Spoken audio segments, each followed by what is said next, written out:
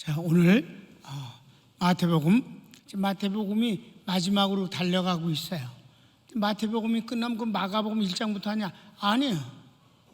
마태복음을 하면서 마가복음에 공유했던 것은 하지 않고 마가복음에만 있는 것을 우리가 하게 되면 금방 끝나고, 그 다음에 누가복음에만 나오는 것을 하게 되면 마태, 마가, 누가복음을 다 해서 공관복음이 끝나고, 그 다음에 요한복음은 별개의 복음서이기 때문에 물론 마태복음 할 때 했던 거는 빠집니다.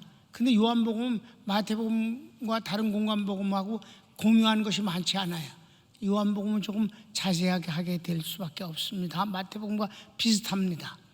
자, 오늘 다윗의 자손에 대한 해석. 다윗의 자손에 대한 해석이에요. 서원을 읽으면 이젠 전애들은 이제 주님 앞에 덤빌 생각을 아예 포기하고 손 들었습니다. 서원을 읽읍시다. 바리새인, 사두개인, 헤롯 당들의 공격을 봉쇄하신 예수님은 마지막 저들에게 다윗과 그리스도의 관계를 질문하심으로 저들의 입을 다시는 열지 못하게 하실 뿐 아니라 복음을 선포하심으로 자신의 그리스도 신분을 드러내십니다. 아멘. 이런 내용을 이제 할 거예요. 1번, 예수께서 바리새인들에게 그리스도는 누구의 자손이냐라 물으시니 그들이 다윗의 자손이니이다라 대답합니다. 설명을 좀 읽읍시다.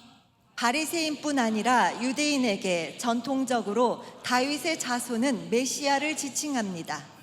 언제나 그랬어요. 장차 메시아가 온다. 그러면 물론 유대인들이 기다리고 있는 메시아는 정치적 메시아입니다.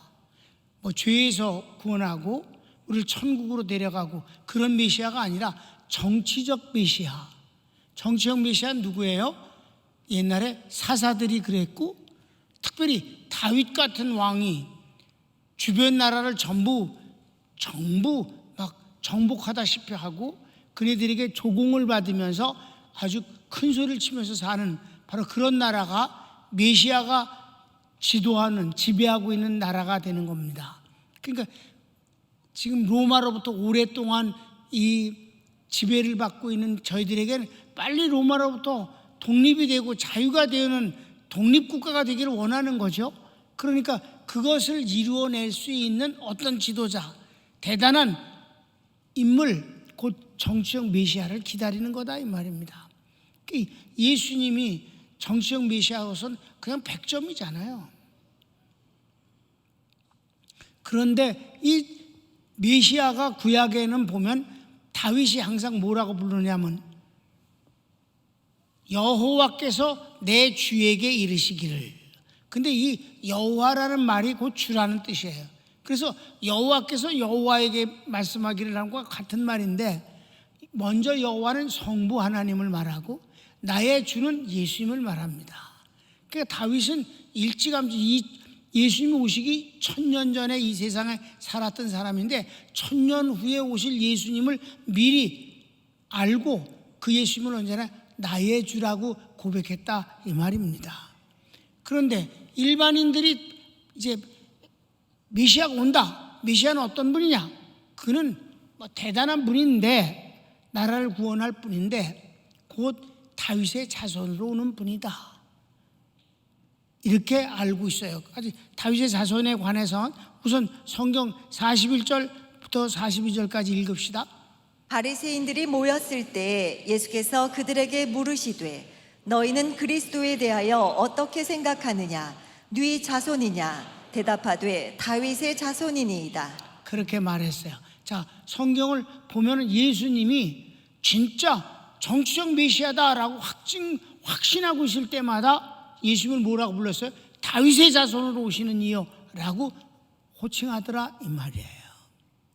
그러니까 오병이어의 기적을 역사할 때도 왕 삼으려고, 그게 무슨 메시아를 삼으려고 했던 거예요. 그 주님이 물론 피해서 나가셨습니다만 항상 어디 한번 불러볼까요? 몇 군데만 보겠습니다. 아주 많은데 3군데만 찾았어요. 짧게요. 자, 마태복음 12장. 그때 귀신 들려 눈 멀고 말 못하는 사람을 데리고 왔거늘 예수께서 고쳐주심에 그 말 못하는 사람이 말하며 보게 된지라. 무리가 다 놀라 이르되 이는 다윗의 자손이 아니냐 하니 그건 뭐예요? 이분 메시아 아니냐? 아니 구약에도 어떤 사람도 소경을 고친 일은 없다. 이는 다윗의 자손이 분명해. 곧 메시아다. 이 나라를 구원할 뿐이다 라고 고백했다 이 말이에요. 그럼 15장은 뭐라고 그랬어요? 가나안 여자 하나가 그 지경에서 나와서 소리질러 이르되 주 다윗의 자손이여 나를 불쌍히 여기소서 내 딸이 흉악하게 귀신 들렸나이다 하되. 아멘. 딸이 귀신 들려 정신없이 헤매고 있는 그 아이를 데려와서 다윗의 자손이여 내 딸을 불쌍히 여겨 고쳐주소서. 다윗의 자녀라고 고백했다. 메시아라는 말이다. 20장 31절 무리가 꾸짖어 잠잠하라 하되 더욱 소리질러 이르되 주여 우리를 불쌍히 여기소서 다윗의 자손이여 하니.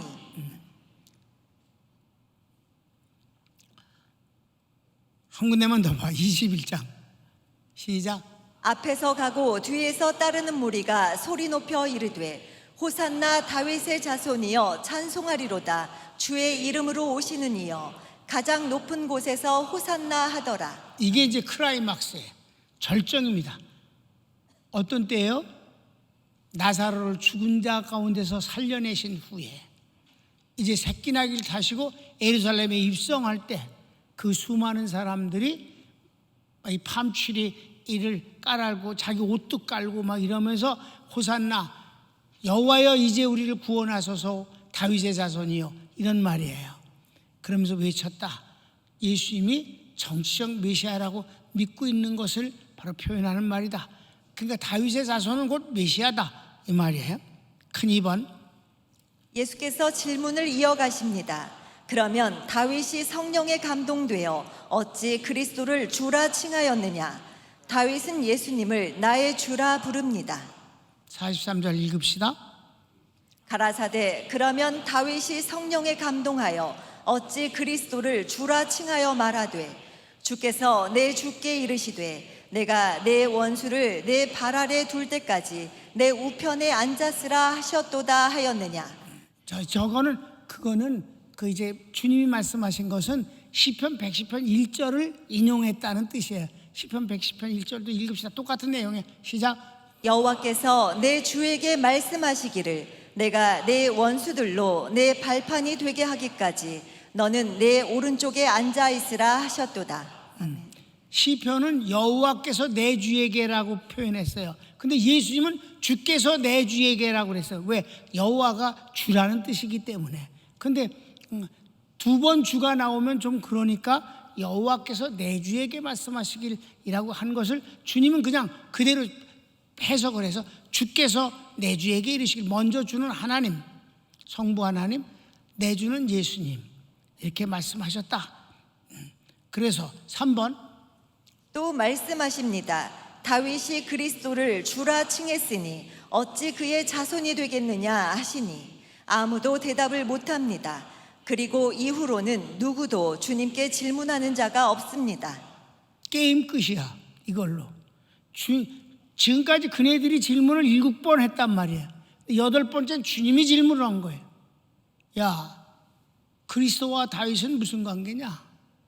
그랬더니 다윗의 후손이죠 그리스도는. 그래?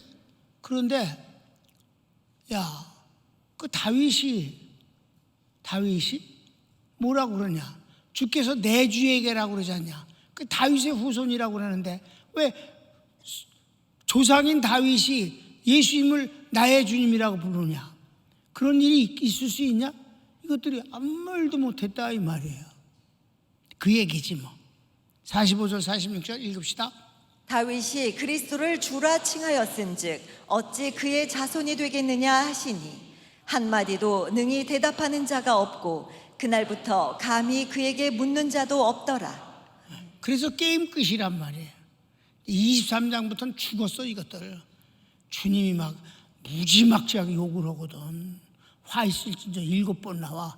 그거 이제 앞으로 공부해.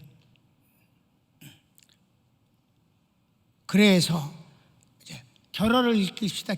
결어가 조금 길어. 시작. 예수님의 다윗 자손의 복음은 이렇습니다. 이건 내가 정리를 한 거예요. 예수님과 다윗의 자손이라는 그 관계는 복음은 이렇습니다. 이렇습니다가 이게 중요한 거야. 이렇대잖아.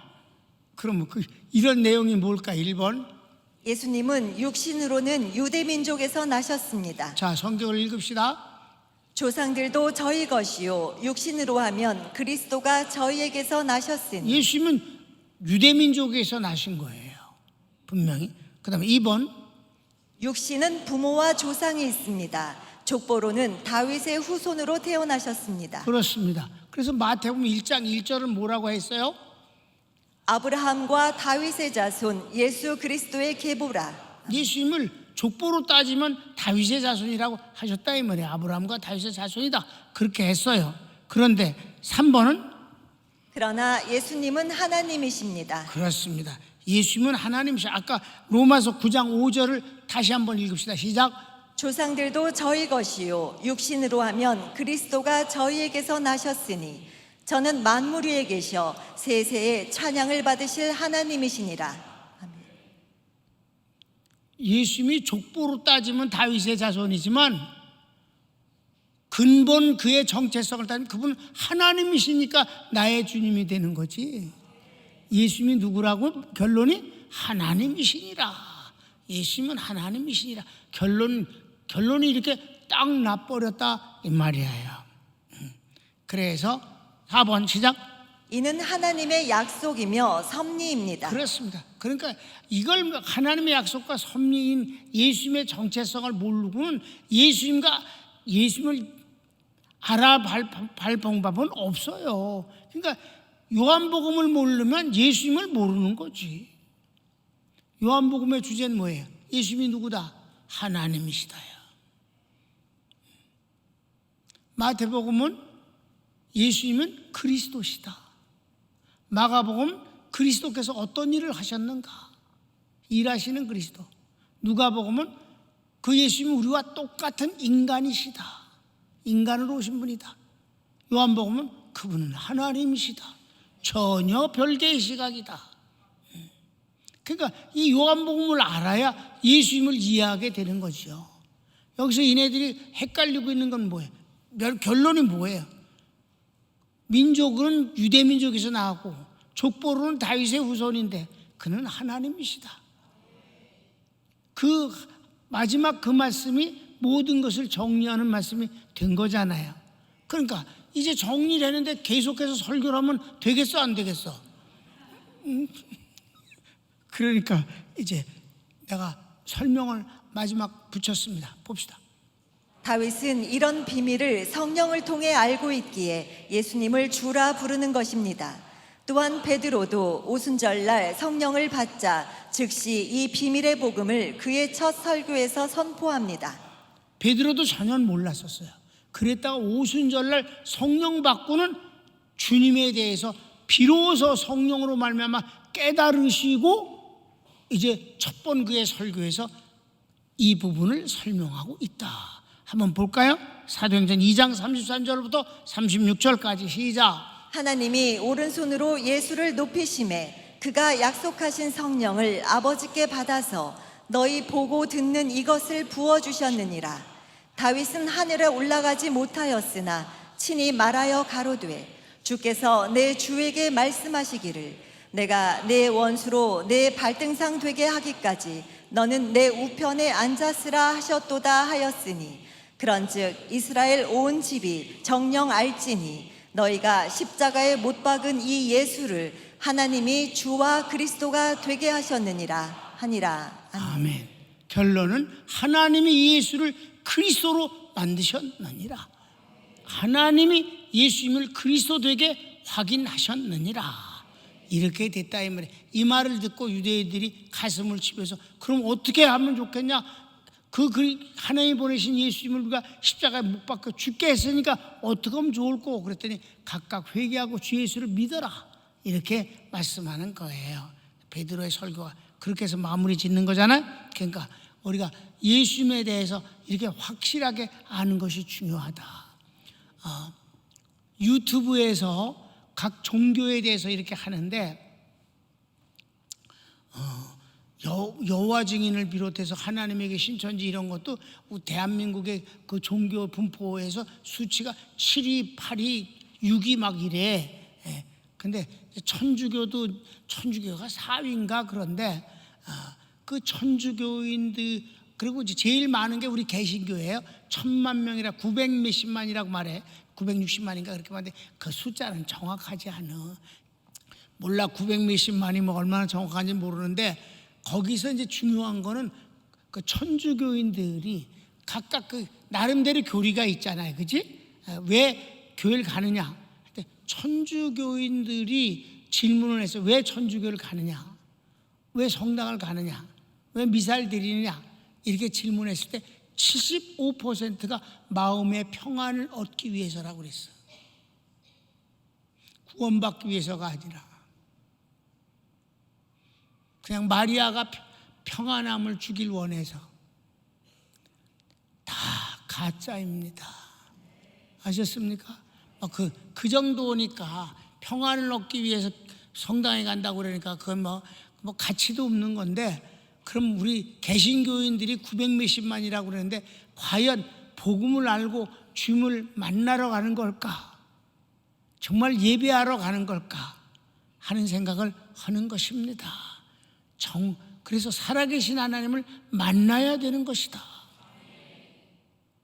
살아계신 하나님을 만나는 게 신앙이다. 하나님께서 하시는 최고의 복수가 있습니다. 복수라기보다는 그냥 이기게 하시는 것. 하나님 내게 응답을 주셨어요. 내가 하도 속상하고 그랬고 장로들 때문에 기도했을 때 하나님께서 응답을 이렇게 하셨어요. 최고의 복수는 내가 너를 복주는 거다. 그거보다 더 큰 복은 없다. 그렇지 않아요? 하나님이 축복하시는 것이 최고의 복수다. 여러분 그런 승리를 맛보며 삽시다. 손을 모아요. 오늘 다윗이 고백한 나의 주라고 한 예수님, 그 주님이 지금 나의 주님이십니다. 그분은 하나님이시고 나의 구주이십니다. 나를 도우시는 보혜사이시고 영원히 나와 함께 하시는 동반자이시며 나의 편들어 주어서 승리케 하시는 분이십니다. 여러분 그분을 사랑하며 삽시다. 다 같이 주여 한번 부르기도 합시다. 주여 사랑하는